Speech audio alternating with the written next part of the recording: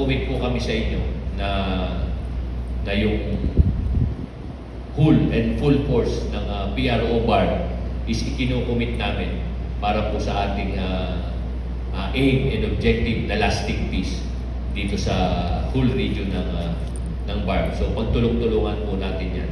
Pagtulong-tulungan po natin. Sana po and hopefully we are looking forward sa smooth na working relationship with the PNP and mga kaibigan po natin sa media. Pagtulong-tulungan po natin ito na sana po ay makapaghatid tayo dun sa ating relationship ng responsable, tama, and timely na pahayag o balita para po sa ating community at para sa ating mga kababayan. Wala po tayong itatago. Lahat po ng sabi ko nga responsable, timely at tamang report o balita ay pagtulong-tulungan po natin na maipahayag natin sa ating mga komunidad para alam po nila na may ginagawa tayo, na tayo ay nagtatrabaho, na tayo ay may mga plano para po sa ating mga komunidad. Iisa naman po ang layunin natin, yung kapayapaan at kaunlaran ng ating mga communities. So, sa inyo pong lahat, magandang hapon po muli. Una sa lahat, maraming salamat po sa inyong pagdalo ngayong araw. Ang pagkakataong ito ay mahalaga hindi lamang bilang isang pagtitipon, kundi bilang pagpapatibay ng magandang samahan sa pagitan ng PRO BAR at ng media community.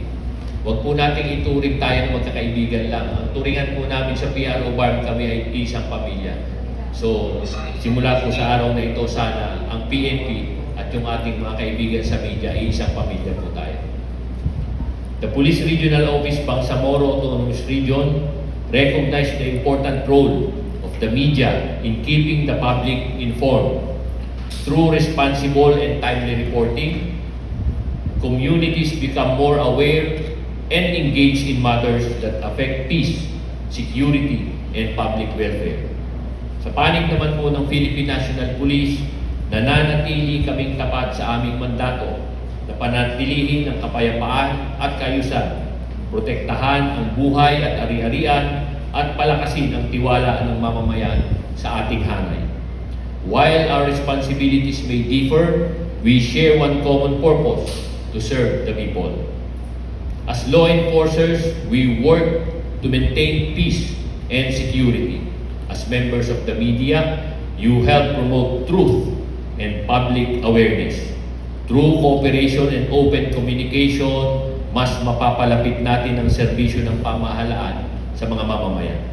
In the Bangsamoro region, where peace building and unity remain essential, malaking bahagi ang ginagampanan ng responsable at balanseng pagbabalita.